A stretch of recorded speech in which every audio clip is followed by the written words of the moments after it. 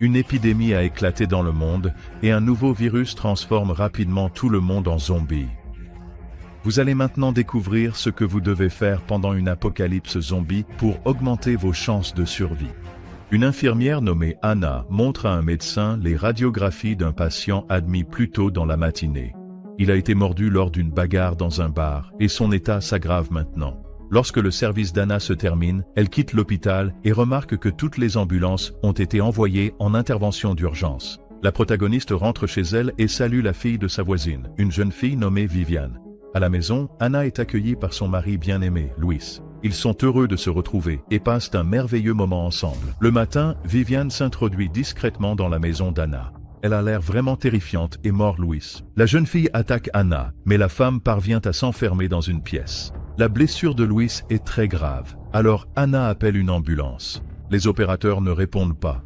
Pendant ce temps, Luis se relève et attaque sa femme. Anna le repousse et se cache de lui dans la salle de bain. Malheureusement, cela n'aide pas beaucoup. Anna s'échappe par une fenêtre et voit que certaines maisons de son quartier sont en feu. Les gens crient et des hélicoptères tournent dans le ciel. Luis rattrape sa femme, mais elle parvient à s'échapper en voiture. Les rues de la ville sont en plein chaos. Sous le choc, Anna a un accident de voiture, sort de la route et perd connaissance. On apprend qu'une apocalypse zombie a frappé le monde. Les autorités sont impuissantes et conseillent aux citoyens de gérer la situation par eux-mêmes. Le nombre de zombies ne cesse d'augmenter, ce qui signifie que la fin de la planète entière approche à grands pas. Anna reprend connaissance et se rend compte qu'elle est toujours en vie. Elle sort de la voiture et rencontre un policier nommé Kenneth. L'homme conclut qu'elle n'est pas infectée et accepte de poursuivre le voyage avec elle. En chemin, il rencontre 3 autres survivants. Un couple marié, Andre, et sa femme enceinte Luda, ainsi qu'un homme nommé Michael. Le groupe décide de rester unis pour augmenter ses chances de survie.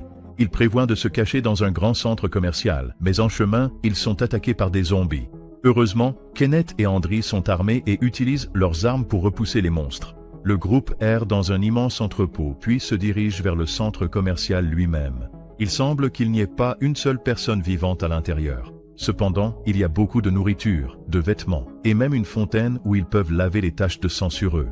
Les hommes explorent les lieux. Ils doivent s'assurer qu'il n'y a pas de zombies à l'intérieur. Michael entend un bruit étrange provenant d'un des magasins. Un zombie se jette soudainement sur lui. Un autre zombie attaque Luda. La femme enceinte est sauvée par Kenneth et Anna. Michael parvient également à repousser son agresseur. Tous les protagonistes sont encore en vie, mais ils ne sont pas tous indemnes. Kenneth a été blessé. Cependant, ce n'était pas causé par des zombies, donc tout devrait bien se passer. Les survivants tombent sur 3 agents de sécurité, CJ, Terry et Bart. Ils sont vivants, armés et manifestement pas ravis de voir des invités non désirés. Les gardes exigent que les protagonistes remettent toutes leurs armes.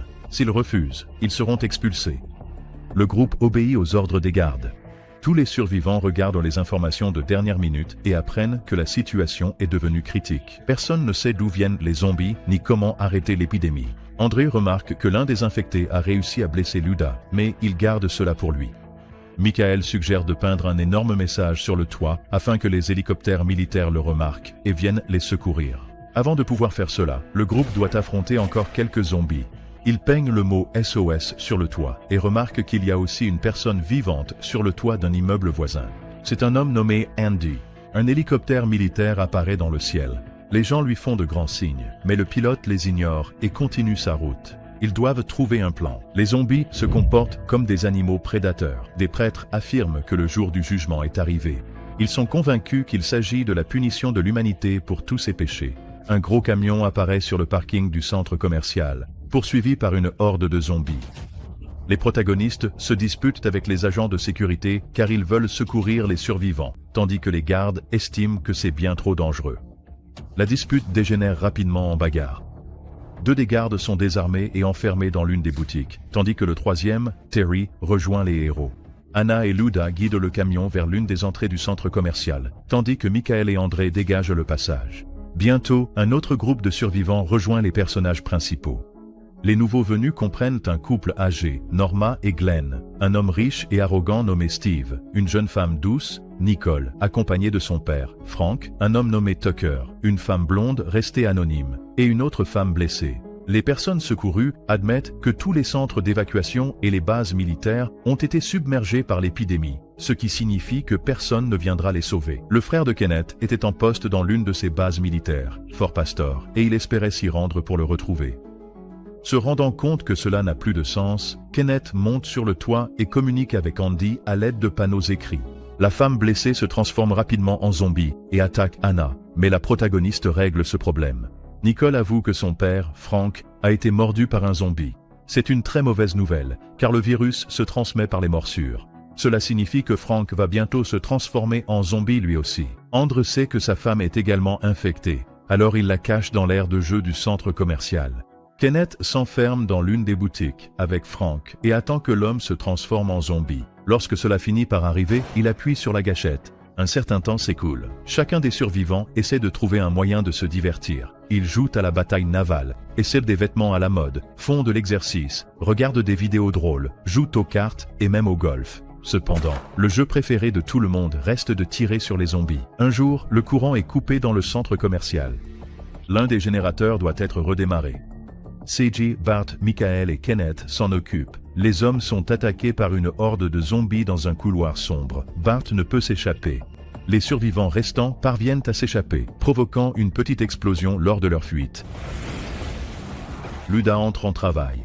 André souhaite accoucher lui-même et aider la femme qu'il aime. Longtemps après la morsure, Luda se transforme peu à peu en zombie. André espère sauver au moins leur enfant, mais à ce moment-là, Norma apparaît. Elle voit que Luda est infectée, s'empare d'un pistolet et appuie plusieurs fois sur la détente. André fait de même. En entendant les coups de feu, tous les survivants se précipitent dans l'aire de jeu. Ils y trouvent André, Luda et Norma. Malheureusement, aucun d'eux ne montre plus aucun signe de vie. Il ne reste qu'un seul être vivant, une petite fille nouveau-née, ou plutôt, un minuscule zombie. Les survivants comprennent qu'ils doivent d'urgence élaborer un plan. Steve avoue qu'il possède un yacht privé amarré à la marina. Il pourrait naviguer jusqu'à une île inhabitée et attendre là-bas que le pic de l'épidémie passe. Oui, c'est une idée folle et extrêmement risquée, mais ils n'ont pas de meilleure option. Ils peuvent utiliser 2 bus pour rejoindre la marina, mais d'abord, ils doivent les renforcer autant que possible pour se protéger des zombies, par exemple en les recouvrant de fils barbelés et en les équipant d'armes. Un chien entre en courant dans le centre commercial. Il l'appelle Chips. Anna et Michael entament une relation amoureuse. Andy signale qu'il n'a plus du tout de nourriture. Kenneth propose d'envoyer Chips à Andy. Puisque les zombies ne s'intéressent pas du tout aux chiens, Chips peut apporter de la nourriture et un talkie-walkie à Andy. Le chien intelligent parvient à atteindre l'immeuble où Andy est coincé sur le toit. Le problème, c'est que les zombies le suivent. Bientôt, Andy prend contact par radio. Il remercie ses amis pour la nourriture, mais avoue qu'il avait été mordu par les zombies. Nicole décide de sauver au moins Chips, car elle s'est attachée au chien. Sans prévenir les autres, elle monte dans le camion et se rend dans l'immeuble voisin. Là, Nicole se cache dans un placard pour éviter de devenir le repas d'Andy infecté.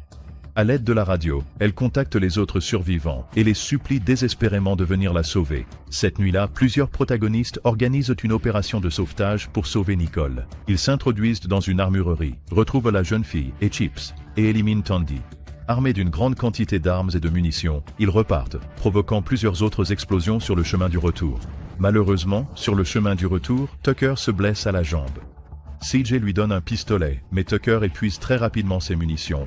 Lorsque le groupe revient, ils se rendent compte que Steve, qui était censé leur ouvrir la porte, est parti vers les bus à la place.